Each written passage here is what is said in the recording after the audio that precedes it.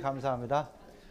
자, 하여튼 배부르고 나른한 오후지만 또 기도로 두 번째 시간 같이 하도록 하겠습니다. 같이 기도하겠습니다.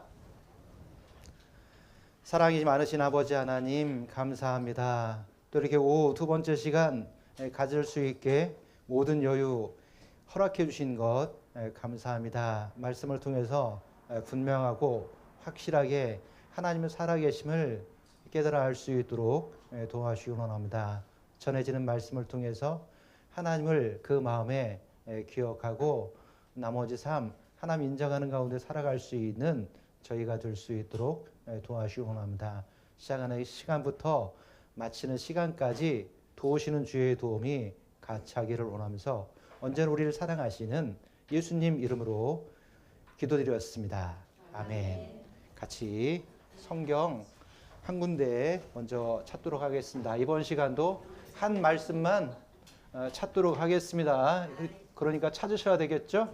예, 시편 83편입니다.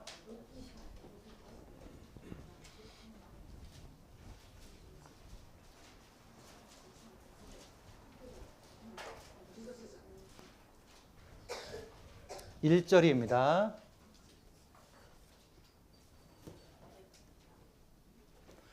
구약성경 863쪽입니다. 잘 못 찾으시는 분 혹시 있으시면 요 앞에 계신 것 같은데요.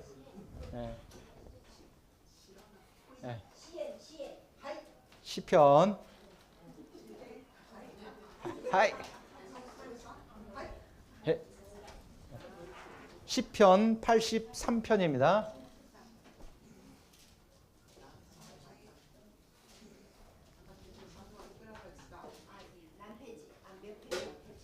1절입니다.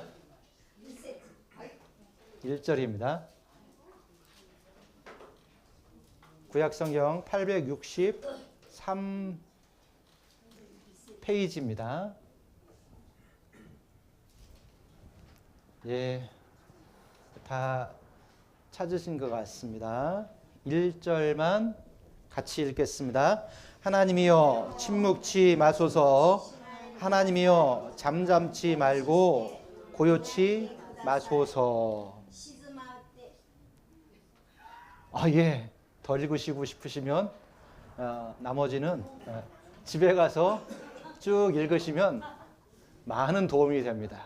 성경은 항상 가까이 하시면 좋겠습니다.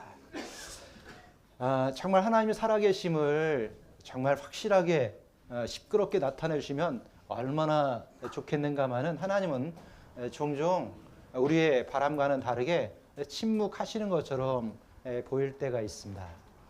잘 아시는 것처럼 일본의 어떤 기독교 그런 소설을 쓰고 있는 분 중에서 엔도 슈샤쿠라고 하는 분은 잘 아실 겁니다.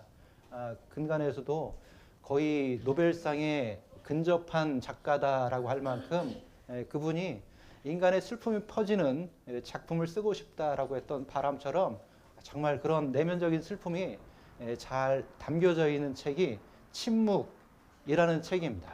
아마 읽으신 분들이 계실 수도 있고 혹 못 읽으셨어도 그 소설을 원작으로 해서 영화를 2번씩이나 만들었고 가장 최근에 나왔던 영화가 2016년 개봉을 했고 한국에서도 개봉을 했었던 영화입니다.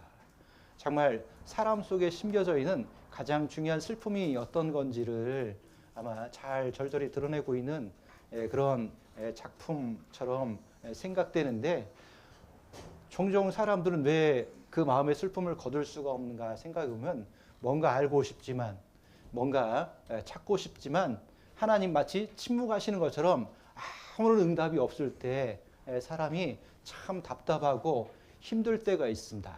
자, 그런데 여기 시편 아삽의 시에서 아삽이 그렇게 기도하죠.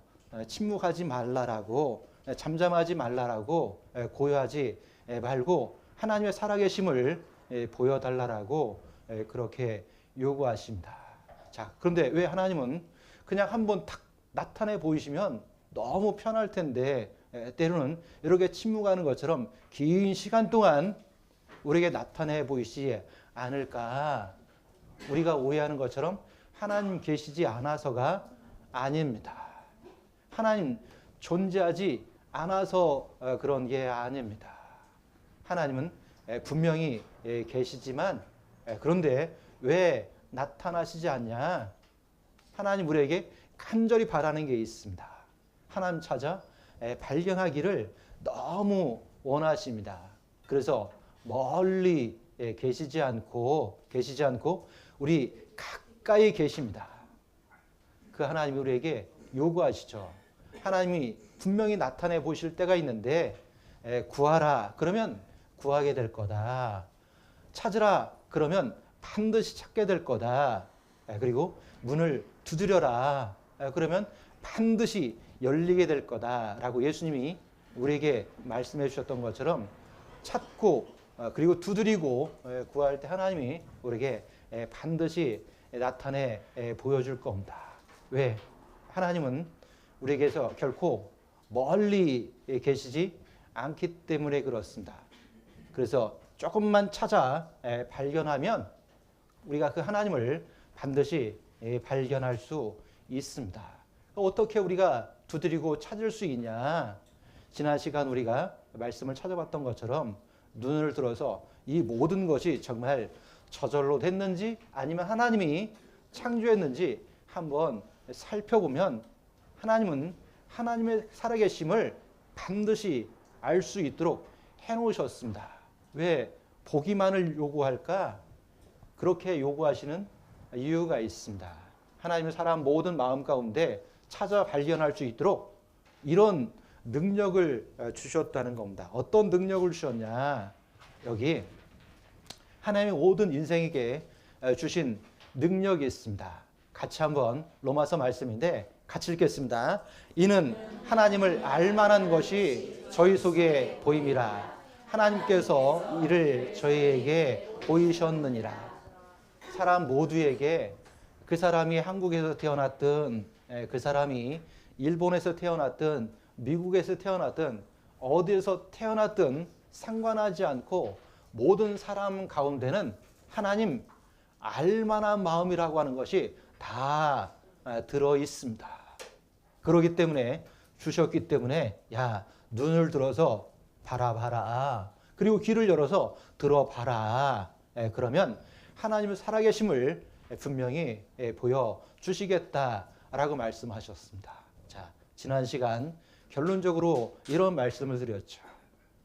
야마가탄 산 위에 올라가 보니까 저런 집이 지어져 있습니다. 저절로 생겼을까요? 누가 지은 사람이 있을까요? 사람이 지었겠죠. 어느 날 바람이 불더니 벽돌이 날아다니고 나무가 날아다니고 기와장이 촥 만들어서 짜잔 짠 저런 집이 나오지는 않았겠죠? 누군가 나무를 메고 올라가고 벽돌을 들고 올라가고 그래서 아름다운 집을 만들어 놨습니다. 그런 것처럼 집마다 지은 사람이 반드시 있다라면 이 만물 저절로라고요? 하나님이 지었더라고요. 하나님이 지으셨다라고 하는 것들을 우리에게 알려주셨습니다. 왜 지어주셨다고요? 여기 가장 중요한 이유가 있습니다. 누구를 위해서 지었을까요? 그렇죠? 누구? 그렇죠. 나를 위해서 지어주셨습니다. 하늘을 창조하신 하나님, 땅도 조성한 하나님은 우리를 위해서 그 모든 것을 지으셨고 지으실 때 어떻게 지으셨냐? 견고하게 지었다라고 말씀하셨습니다. 아주 정확하게 튜닝해서 그것을 오래도록 쓸 수 있도록 그렇게 만드셨다는 겁니다. 왜 만드셨어요? 그렇게 할 때는 다 목적이 있었겠죠. 바로 우리 자신을 위해서 그렇다는 겁니다. 그래서 모든 만물 가운데 제일 중요하고 귀한 사람이 누굴까요? 여러분 자신입니다. 생각해 보세요. 만물을 창조하신 하나님이 나를 위해서 이 모든 것을 만드셨고 지금도 잘 유지하고 있다라면 그것만큼 가장 중요한 존재가 세상에 또 어디 있겠습니까? 그런 데가 바로 하나님을 찾아 발견하는 것은 인생 가운데 풀어야 될 가장 중요한 문제 가운데 하나인 겁니다. 그 모든 것을 우리를 위해서 지으셨습니다. 그리고 지으실 때 알만한 마음을 주셨다라고 했는데 그 알만한 마음을 또 다른 말씀에는 이렇게 설명하고 있습니다. 어떻게 설명하고 있냐? 자기 형상대로 지으셨다라고 말합니다. 하나님의 형상대로 우리를 지으셨습니다. 자, 보세요. 저기 아버지가 누군지 알겠죠? 컨트롤 C에서 컨트롤 V 복사했습니다. 그래서 자식을 보면 누굴 닮았습니까? 아버지를 닮고 엄마를 닮고 탁 닮았습니다. 왜 닮았냐? 그렇죠. 그 자식이기 때문에. 사람은 누구를 닮았냐? 하나님을 닮은 부분을 갖고 있습니다. 도대체 어떤 부분이 닮까? 어떤 분이 이렇게 깨달으셨어요. 아하, 하나님도 나처럼 눈이 두 개구나. 아, 하나님 나처럼 콧구멍도 두 개 있겠네. 아, 하나님이 나처럼 입도 있어서 밥도 먹겠네. 이렇게 깨달으신 분이 있습니다. 물론 그것도 형상은 맞지만 정확하게 말하면 하나님 닮은 형상을 여기 요한복음 4장 24절에는 영혼이라고 말합니다.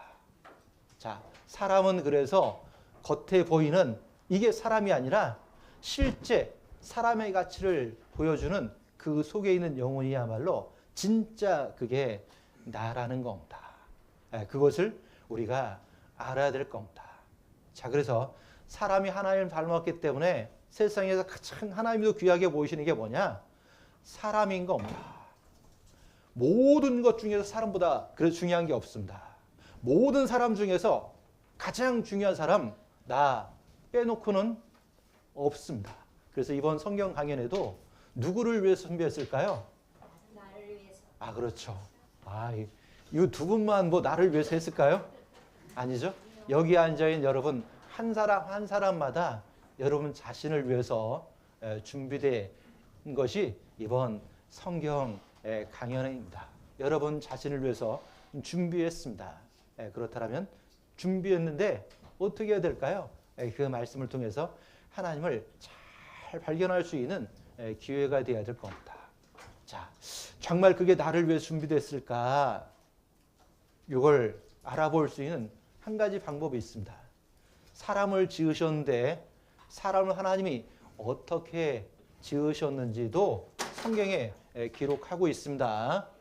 기록된 말씀이 사실이라면 이 모든 것이 나를 위해서 준비됐다고 하는 것도 사실로 받아들일 수 있습니다. 그게 사실이라면 나도 이 가운데서 정말 마음을 열고 신사적인 태도로 성경을 더욱 대할 수 있을 겁니다. 여기 사람이 어떻게 지어졌는지 여기 성경에 놀라운 말씀이 기록이 되어 있습니다. 어디예요?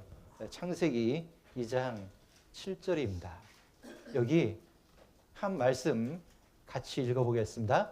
여호와 하나님이 흙으로 사람을 지으시고 생기를 그 코에 불어 넣으시니 사람이 생명이 된지라. 사람이 어떻게 창조되었냐? 흙으로 사람이 창조되었다는 겁니다. 그 흙, 티끌 속에서 사람이 만들어졌다는 겁니다. 아까도 참 일본어가 그런 말씀들을 잘 기록해놨다라고 하는 것을 요 원문 말씀에서도 또 알 수 있습니다. 일본어는 철자가 잘 보여주는 것처럼 아담화에서 아담이 나왔다는 겁니다. 참 일부러 그렇게 한 것 같아요. 그래서 그 티끌 속에서 아담이 나왔고 사람이 만들어졌다라고 하는 것을 기록하고 있습니다. 자, 그러니까 사람을 만든 주 재료가 뭐란 얘기죠? 흙. 경상도시군요. 그렇죠? 예. 제가 경상도에서 목회를 했기 때문에 발음만 들어도 금방 압니다. 맞아요. 사람은 자기 어떤 정체성을 이게 감추는 게 쉽지는 않습니다. 말이라든지 모든 그 생각들이 다 들어있기 때문에. 자, 그런데 흙에서 사람이 만들어졌다는 겁니다. 흙을 통해 사람을 만들었다는 겁니다. 사람의 껍데기의 주 재료가 뭐냐? 흙에서 우리는 만들어진 겁니다. 자, 이게 사실일까요? 네, 아는 분들은 너무 주저할 것도 없이 사실입니다. 그런데 우리 중에는 이런 말씀이 처음인 분들도 있겠죠. 그런 분들은 어떻게 생각할까요? 에이, 이렇게 생각하시는 분들이 있을 겁니다. 그렇다고 이렇게 의아한 분들이 있을 겁니다. 자, 그런데 어느 편도 들지 않고 그러면 여러분들에게 중요한 판단을 내릴 수 있도록 저는 뭘 제시해야 될까요? 증거를 제시해야 될 겁니다. 정말 이 말씀이 사실일까? 흙으로 사람을 지었고 그래서 그 사람이 가치가 있는 것은 형상을 닮은 생기를 그 흙 속에 불어 넣었기 때문에 사람이 비로소 가치가 있어진 겁니다. 이게 흙뿐이었다라면 거기서 멈췄다라면 무슨 가치가 있겠습니까? 바로 이 흙 속에 하나님 형상을 닮은 그 영혼이 들어있기 때문에 가장 귀한 겁니다. 운동장에서 많은 남자아이들이 뛰어놀고 있습니다. 엄마 눈에는 누구만 보일까요? 내 아들. 그렇죠. 그러면 아빠 눈에는 누구만 보일까요? 내 아들. 아, 그렇죠. 내 아들. 다른 아들이 더 잘생겼고 말도 잘 듣고 공부도 잘하는데 그런 자식은 하나도 안 보입니다. 오직 나를 닮은 내 자식이 보이는 것처럼 하나님도 우리 모두에게 그런 마음과 그런 시선을 갖고 계신 겁니다. 지금 하나님이 여기 앉아 있는 여러분 자신을 가만히 살펴보고 계실 겁니다. 자, 그리고 알기를 원하세요. 정말 나도 흙으로 지어진 게 맞는지. 자, 그래서 사람들도 정말 그 말씀이 사실인지 알고 싶었습니다. 과학이 발달하면서 분석할 수 있는 기술이 생겼습니다. 그냥 믿지 않습니다. 분석해보고 살펴보고 실험해보고 타당할 때 믿도록 되어 있습니다. 자, 그래서 사람들이 조사를 해봤습니다. 조사한 결과 결론을 내렸죠. 흙의 티끌로 사람을 창조했는데 어떻게 증명했냐? 구성 원소를 가지고 증명했습니다. 원소 아시죠? 많은 물질들은 눈에 보이지 않는 원소로 구성되어 있다는 겁니다. 그게 이런 물질을 이루고 있는데 그럼 모든 물질의 구성은 뭐 돼 있냐? 흙에도 원소가 있고 사람 몸에도 원소가 있습니다. 자, 흙에는 자연계에 들어있는 자연 원소 중에서 86개가 다 들어있습니다. 아니 91개인데 왜 6개는 어디 갔을까요? 이것은 가스 상태로만 존재하는 겁니다. 그래서 상온 상태에서는 흙에는 존재할 수가 없습니다. 그래서 그런 모든 것을 빼놓고 86개는 흙 안에 모든 원소가 다 들어있습니다. 오늘 가서 한번 확인해 보시기 바랍니다. 직접 뽑아서. 그런데 이미 조사해 봤습니다. 그런데 사람 속에는 몇 개가 있다고요? 47개가 있습니다. 흙에서 뽑아낸 거죠. 흙을 가지고 만든 게 아니라 흙에서 티끌을 뽑아서 만든 게 사람인 겁니다. 그래서 86개는 흙에 있지만 사람 속에는 47개가 있습니다. 성경 말씀이 그대로 사실입니다. 자, 그런데 더 놀라운 것은 이게 놀랍죠. 흙이든 사람 몸이든 구성 원소가 주종은 11개입니다. 그런데 1번부터 6번 약 1% 이내에 들어가는 많은 주종을 이루고 있는 원소들은 순서 그리고 구성하는 비율이 똑같이 배열되어 있습니다. 왜 똑같을까요? 어느 지역에 갔더니 똑 닮은 건물이 있습니다. 왜 닮았을까요? 같은 사람이 지었던지 설계를 했던지 둘 중에 하나일 겁니다. 자, 그래서 왜 이렇게 흙의 비율과 사람 몸의 비율이 같을까요? 그렇죠? 한 분 하나님 말씀이고 흙을 통해서 사람을 지으셨다라고 했던 그 말씀이 어때요? 사실이기 때문에 그렇답니다. 자, 그러면 생각해 보세요. 도대체 무엇이 중요할까? 이 몸이 중요할까? 아니면 하나님 형상을 닮은 이 안에 있는 영혼이 중요할까? 잘 모르겠죠? 뭘 묻는지? 아주 직관적으로 말씀을 드리죠. 여기 병이 아름다운 코카콜라 병이 있습니다. 어떤 코카콜라 병은 상당히 비쌉니다. 초창기에 만들어졌던 코카콜라 병은 병이 3개 나왔다 합니다. 어떤 사람이 고물상에 가서 우연히 야, 병 이쁘네. 2개를 샀다네요. 처음에는 몰랐대요. 그런데 뚜껑을 가만히 보다 보니까 이 병이 코카콜라 맨 처음 만들었던 그 병이네. 그리고 나서 $5에 샀는데 나중에 가격이 얼마나 뛰었을까요? 15달러. 에이, 15달러면 아무도 아니죠. 예. 어마어마하게 뛰었다 합니다.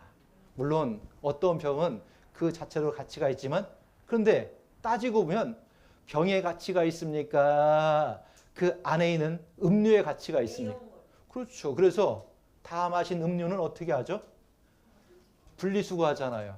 일본도 분리수거 하나요? 그렇죠? 병을 버려버리잖아요.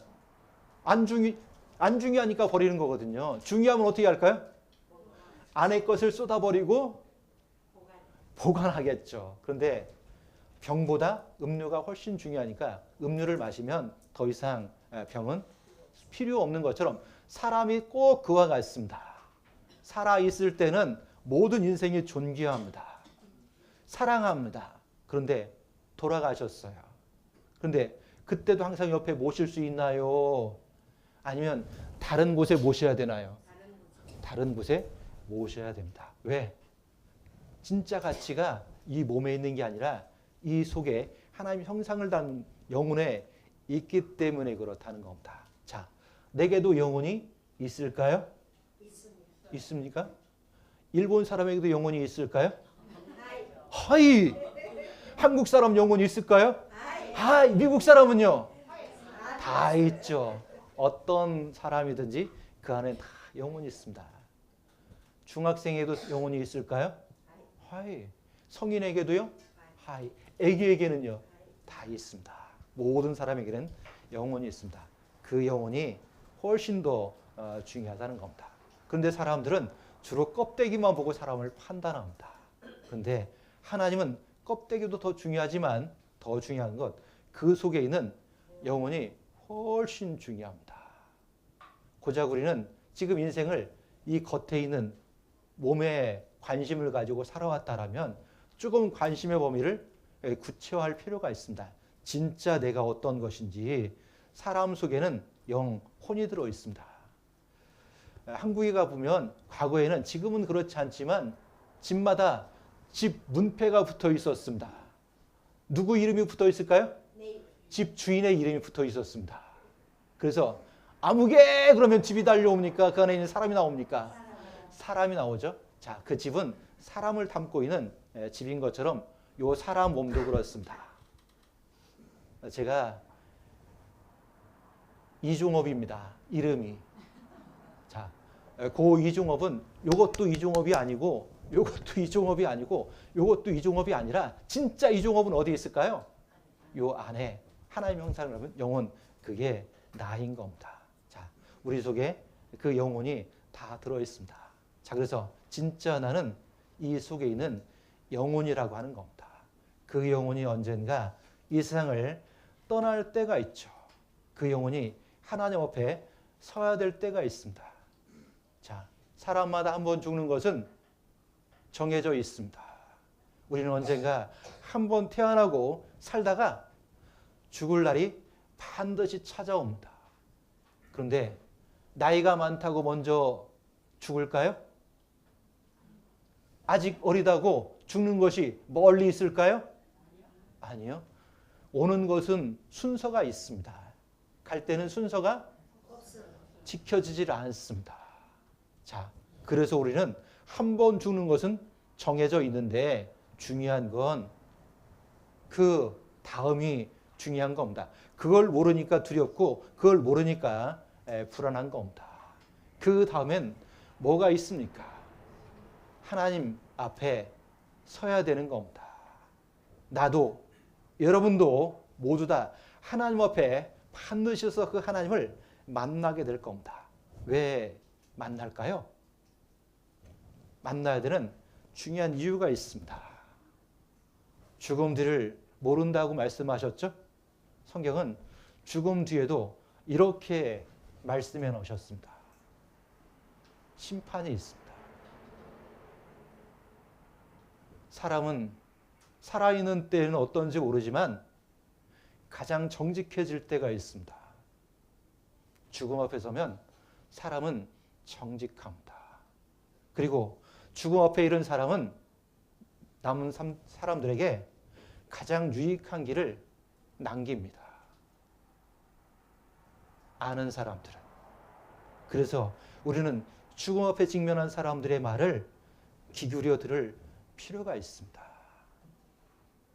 그리고 정말 하나님 만나는 분들은 어떤 말을 남길까요? 하나님 말씀 듣는 것이 너무 중요하기 때문에 말씀 듣기를, 하나님 만날 준비를 하는 영원한 생명은 너무 중요하기 때문에 꼭 영생 얻기를 부탁할 겁니다. 저도 이렇게 많은 돌아가시는 분들, 특히 믿음 안에 돌아가시는 분들을 보면 자기 자녀를 위해서 항상 그런 말들을 남깁니다. 또한 저도 신방할 때마다 죽음을 곧 앞두고 있는 어른들을 찾아가면 구원받은 것도 확인할 뿐만 아니라 꼭 아직 구원받지 못한 자녀들에게 가장 중요한 게 뭐겠냐라고 하면 이구동성, 한마디로 구원 얻는 것을 말하고 그것을 꼭 유언으로 남겼으면 좋겠다라고 하면 항상 그렇게 하십니다. 제가 통회에 있을 때 한 분이 복음을 전했습니다. 그런데 평상시 말씀을 잘 안 들었습니다. 그러다가 정말 중환자실에 들어가서 가까스로 말씀을 들었습니다. 야, 하나님 도와주셨어요. 그래도 구원 받으셨어요. 그래서 제가 또 한 번 찾아가서 그런 말씀을 드렸죠. 딸 있죠, 아버님? 있죠. 딸한테 무슨 말 해줘야 될까요? 글쎄요. 구원받는 거 말씀해 주셔야 됩니다. 그래서 오빠 따라가서 꼭 너도 말씀을 들어라. 이 말을 꼭 남겨주셔야 됩니다. 그랬더니 오후에 그 딸이 면회를 왔습니다. 그 아버님 어떻게 했을까요? 딸 손을 꼭 잡으면서 유언을 남기대요. 딸아, 너도 오빠 따라가서 꼭 말씀을 듣고 영생 얻고 나하고 만나자. 이런 유언을 남겼습니다. 그 딸 어떻게 했을까요? 물론 시간이 참 여유치는 않더라고요. 그런데 가까스로 말씀을 들었는데 그 후 소식은 제가 다 듣진 못했습니다. 사람 죽음 앞에 정직하거든요. 그 말을 마음에 꼭 담아두는 것이 필요한데 중요한 게 한 번 죽는 것은 사람이 정해져 있고 그 다음은 심판이 있다는 겁니다. 자, 죽음 다음이 정말 있을까요? 나라마다 어떤 사후 세계관이 조금씩 다릅니다. 그런데 우리는 같은 동양권에 살고 있기 때문에 아마 조금 다르긴 하지만 죽음 다음에 또 다른 세계에 대해서는 어느 정도 인식하고 계실 거라고 생각합니다. 자, 전혀 문화권이 다른 또 다른 문화에 살고 있었던 레이몬드 무디 박사님 같은 경우에도 그의 필생의 연구가 뭐였냐? 죽음 다음에 세계였습니다. Life after life. 말이 이상하잖아요. 끝이 아니라 삶 다음에 또 다른 삶이 있다라고 사후 세계에 관해서 말하고 있는 겁니다. 그는 죽었다 깨어난 많은 사람들을 인터뷰하면서 알게 된 사실이 있습니다. 죽음 다음에 세계가 있구나라고 하는 걸 깨닫고 맨 처음 그분이 만들었던 용어가 뭐냐면 임사체험이라는 용어를 만들었습니다. 임사가 뭡니까? 죽음에 가까이 이르렀던 경험을 기록하는 겁니다. 죽음에 가까이 이르렀으니까 죽긴 죽었는데 죽어서 이 세상을 떠난 게 아니라 죽었다가 다시 깨어나서 이 세상으로 돌아온 사람들을 말합니다. 그런데 이런 사람들은 나라, 문화, 시대를 떠나서라도 역사 가운데 많이 있습니다. 자, 그런 사람들을 만나면서 공통적으로 발견되는 것을 통해서 야, 죽음 다음의 세계가 있구나라고 하는 것을 알게 됩니다. 제가 어릴 때 이 누님을 좋아했습니다. 자, 그런데 이 샤론 소튼이 죽었다 깨어나는 경험을 했습니다. 그리고 그 경험을 사람들에게 나중에 알렸습니다. 죽어보니까 죽음 다음에 세계가 있습니다. 병 때문에 죽는 경험을 했고 다시 깨어나서 그런 경험들을 사람들이 알렸습니다. 자, 유명한 사람들, 무명한 사람들 많이 있습니다. 그리고 여기 하나님이 어디 있어? 라고 생각하고 살아갔던 이분은 미국 하버드 대학의 의학 박사이자 신경외과 의사십니다. 이분 알렉산더라고 하는 분인데 이분은 평상시에는 무신론자였습니다. 하나님 안 믿었습니다. 자기가 배운 지식을 통해서 하나님 그런 게 어디 있어? 자기 주장대로만 살아왔습니다. 그런 그분이 급작스러운 죽음을 경험했습니다. 그리고 그 죽음을 맞이했다가 깨어나고 전혀 다른 사람이 됐습니다. 그가 깨어나서는 이렇게 말하는 겁니다. 죽음 다음의 세계가 있어. 천국 진짜 있어. 그래서 지금 어떤 사람이 됐냐? 하나님을 전하는 사람이 됐습니다.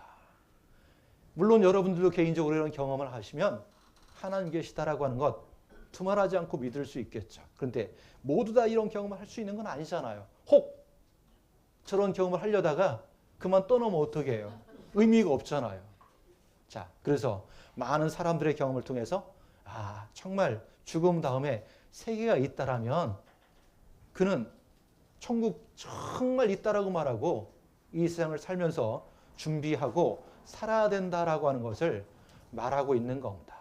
자, 그래서 우리는 그것을 어떻게 우리도 알 수 있냐? 그냥 믿자라고 하는 게 아닙니다. 성경을 통해서 우리가 알아보자는 겁니다. 그러면 정말 죽음 다음의 세계가 어떻게 있는지 알 수 있냐? 그걸 기록하고 있는 성경이 정말 사실이라면 죽음 다음의 세계도 우리가 믿을 수 있습니다. 성경을 배우는 분들 중에서 그런 생각을 가진 분들이 있죠. 야, 그 말이 하나님 말씀이지 어떻게 알겠어? 에이, 난 모르겠는데. 자, 그런 여러분들의 마음을 알고 계신 하나님이 기록해 놨습니다. 그렇다면 그냥 거부하지 말고 그냥 나 몰라라 하지 말고 먼저 들어보고 판단해 보자는 겁니다.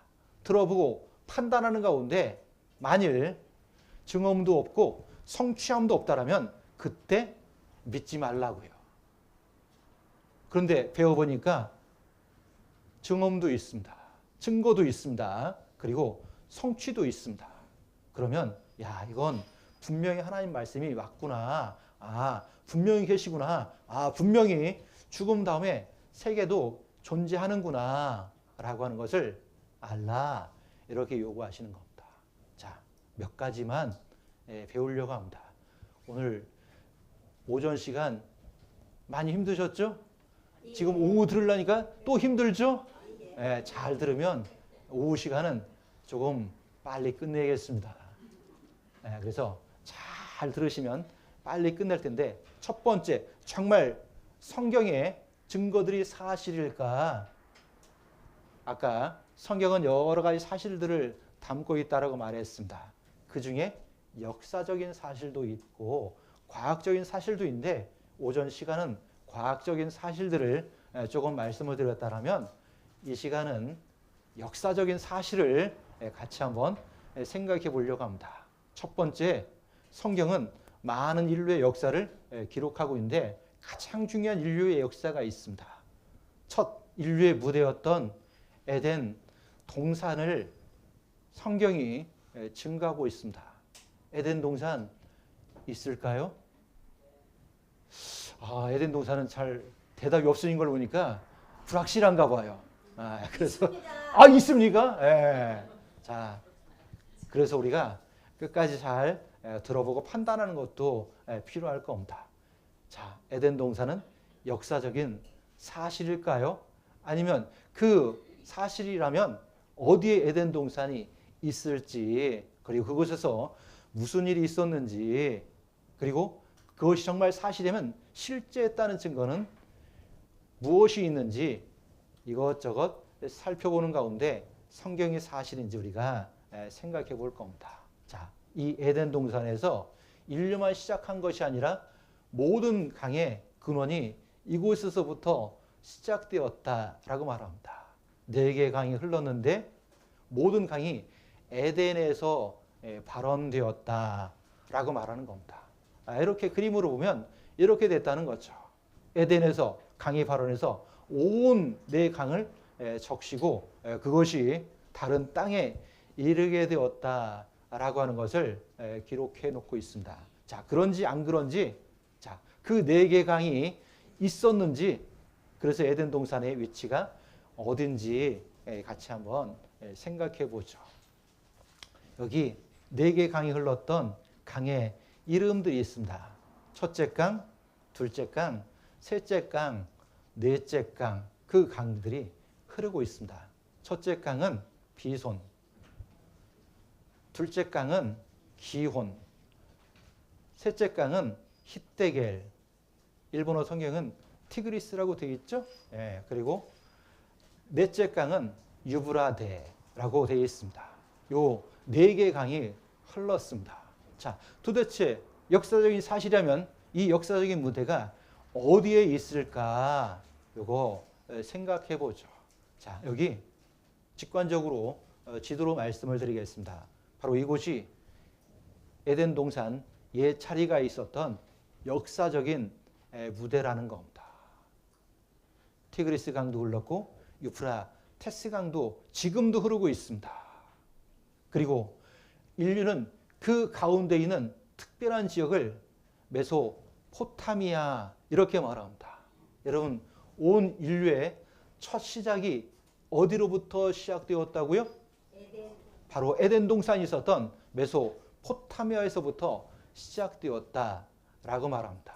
한국 사람들이 배우고 있는 많은 지식은 일본을 거쳐서 들어왔습니다. 제가 어릴 때 그렇게 배웠다면 아마 일본에서도 똑같이 그렇게 배웠을 겁니다. 인류의 첫 문명지가 어디냐? 바로 두 강 사이에 있었던 요 메소포타미아 지역이 첫 문명지다라고 하는 겁니다. 저는 학교 다닐 때 왜 거기가 첫 문명지라고 하는지 이해는 안 됐습니다. 그런데 점수 잘 받으려고 외우기는 했습니다. 왜? 정답은 써야 되니까.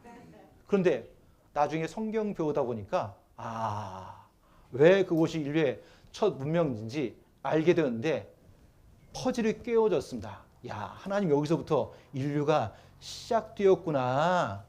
에덴 동산의 첫 무대가 이곳인 것을 그때 알았습니다. 자, 그런데 과학 중에서 우주과학은 과학이 어쩌면 꽃과 같은 위치일 겁니다. 웬만한 과학적인 기술적인 수준이 아니면 우주로 날아가는 게 쉽지가 않거든요. 그런데 그걸 100년도 안 된 역사 가운데 실현을 시켰습니다. 그런데 과학 역사의 가장 놀라운 발견은 달나라 도착이 아닙니다. 우주과학에. 가장 중요한 것은 성경이 사실이라고는 이런 증거들을 발견하려고 발견한 것이 아니라 우연한 발견이 이루어졌다는 겁니다. 뭘 발견했냐? 에덴 동산의 강을 어떻게 했어요? 발견했다고요. 어떻게 발견했냐? 우연히 그 사막을 지나다가 쭉 사진을 찍는 가운데 그 모래 땅속에 엄청난 고대의 강이 들어있다라고 하는 것을 알게 됐습니다. 그게 우주과학기술이 밝혀낸 어쩌면 가장 놀라운 발견 가운데 하나일 겁니다. 그래서 사람들은 말합니다. 에덴 동산은 지금의 메소포타미아에 있었다. 그런데 성경은 무엇이 기록되어 있냐? 여기 보시면 많은 역사적인 사실을 그대로 반영시켜 놓고 있다는 겁니다. 그래서 성경을 조금만 배우면 역사를 너무나 쉽게 잘 알 수 있습니다. 자, 그래서 어떻게 사진을 찍었냐? 땅속에 붙인 것을 어떻게 알게 됐냐? 땅속에 있었던 강이, 땅 위에 있었던 강이 언젠가 땅 밑으로 내려간 때가 있습니다. 에스겔서 31장 18절 말씀이 그것을 기록하고 있는데 한국어 성경에는 이렇게 표현되어 있습니다. 땅으로 내려갔는데 땅 속에서 위로를 얻었다. 이렇게 말합니다. 여러분, 웬만한 것이 땅 속으로 싹 들어가면 다 어떻게 될까요? 썩어서 없어지겠죠. 그런데 에덴 동산은 땅 속으로 내려갔는데 썩어버렸으면 위로가 될까요? 안 될까요? 아쉽겠죠. 그런데 썩어진 것이 아니라 그것이 지금도 에덴 동산 옛자리가 얼마나 대단했던 것인지 알 수 있도록 해놓으셨기 때문에 비로소 위로가 되었다. 그렇게 표현하는 거죠. 큰 위안이 된 겁니다. 자, 어떻게 사진을 찍었을까요? 사진 그러면 광학 사진만 생각하시죠. 자, 바나나를 이렇게 사진기로 찍으면 이렇게밖에 안 보입니다. 그런데 바나나에는 뼈가 있을까요? 없을까요? 없어요. 단적이시죠? 단적으로 그렇게 하시죠. 자, 뼈가 있는지 없는지는 길고 짧은 것은 한국 속담에 대봐야 안다입니다. 확실한 증거를 봐야 되겠죠.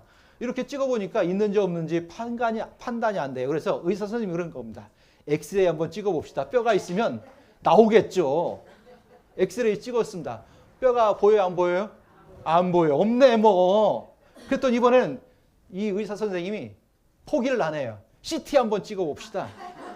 CT 찍었어요. CT가 찍으니까 뭐가 있긴 있는 것처럼 보이지만 잘 보이진 않아요. 의사 선생님 또 뭐 찍으라고 그래요, 그럼? 한국에 가면 꼭 그래요. MRI 찍으세요. MRI는 좀 돈 들어가거든요.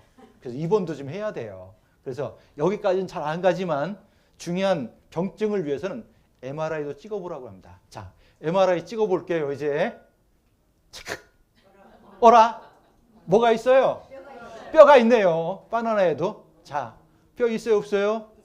있다니까요. 그런데 우리가 아는 뼈는 아니지만 얘에게도 뼈는 있습니다. 자, 이런 것처럼 그 속에 있는 것을 분명히 보려면 찍어보고 아는 건데 그럼 땅 속은 어떻게 찍어볼까요? 우주에서 찍었습니다. MRI 가지고도 안 찍혀요. MRI는 그 속으로 쏙 들어가야 되잖아요. 지구를 속에 쏙 집어넣으려면 얼마나 큰 MRI를 만들어야 되겠어요. 지구 다 팔아도 못 만들어요.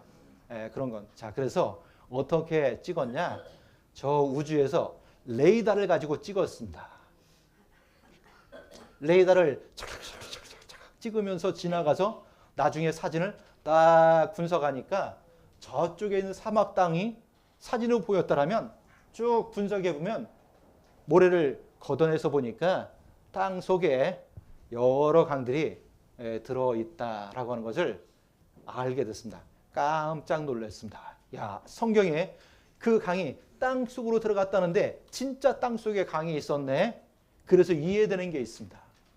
저런 사막 땅에 돌아다니다 보면 그 벽화에다가 그림을 많이 그려놨어요. 물고기 잡는 그림, 짐승 키우는 그림. 그런데 풀도 한 포기도 없고 물도 없는데 어떻게 고기를 잡았을까 생각해 보니까 이해가 안 됐는데 이 사진을 보니까 비로소 이해가 됐습니다. 과거에는 사막 땅도 비옥한 초원이었었고 물이 풍성한 곳이었다는 겁니다. 그런데 그게 다 어디로 갔어요? 땅 속으로요. 땅 속으로 갔는데 없어졌어요? 아니요. 위로가 되었습니다. 어떻게 위로가 되었냐? 땅 속에 있지만 땅 속에 있는 것들이 다 드러났습니다. 자, 그런데 여기 비손강을 하나 설명을 하죠. 비손강 주변에서는 가장 많이 났던 것이 두 가지입니다. 하나는 금, 하나는 진주. 한글 성경 난화주에 보면 그것을 진주라고 표현되어 있습니다. 아마 일본어 성경에는 호박 이렇게 표현되어 있지만 같은 개념입니다.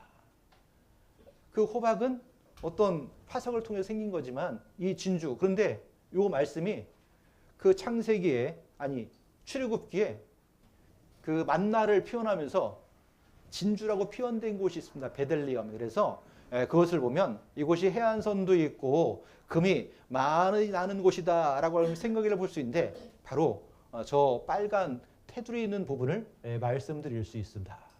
자, 그 땅에서 가장 많이 나던 곳이 어디냐? 오늘날의 사우디아라비아.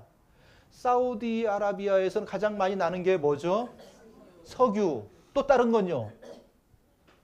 예, 한 가지가 또 많이 나옵니다. 뭐가 많이 나요?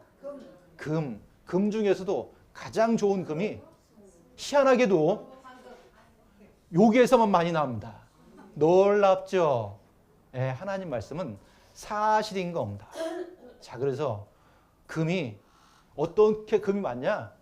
우리는 한국도 그렇고 일본도 그렇고 막 이 굴을 파야지 금을 얻잖아요. 여기 그냥 흙만 이렇게 살살살살 걷어내도 금이 넘쳐난다니까요. 좋겠죠?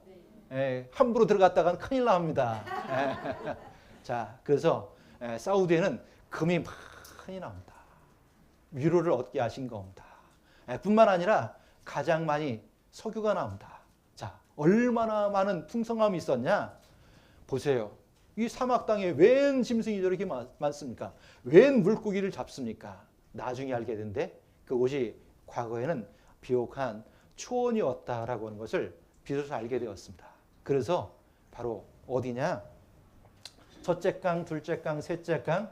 자, 모이는 바로 이 부분이 에덴 동산 옛 자리다라고 하는 걸 알게 됐는데 그 풍성한 것이 언젠가 어디로 들어갔다고요? 땅으로. 그리고 그곳에서 지금도 많이 뽑아내는 게 뭐냐? 석유입니다. 지구 매장량 80%가 여기에 존재합니다.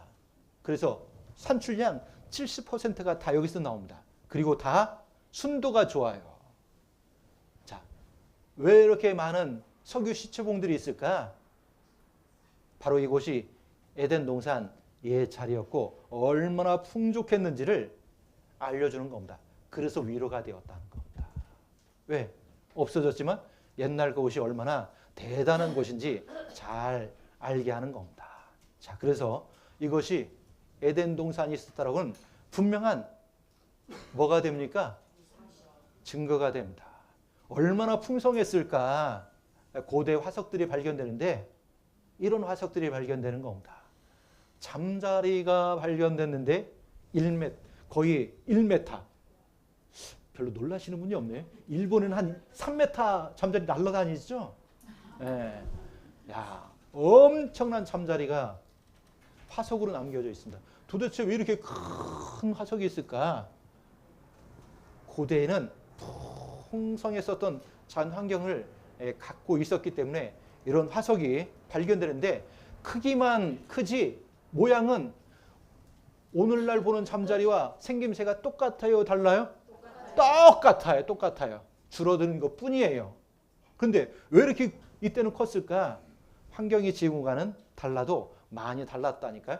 자, 그래서 약 1m 정도.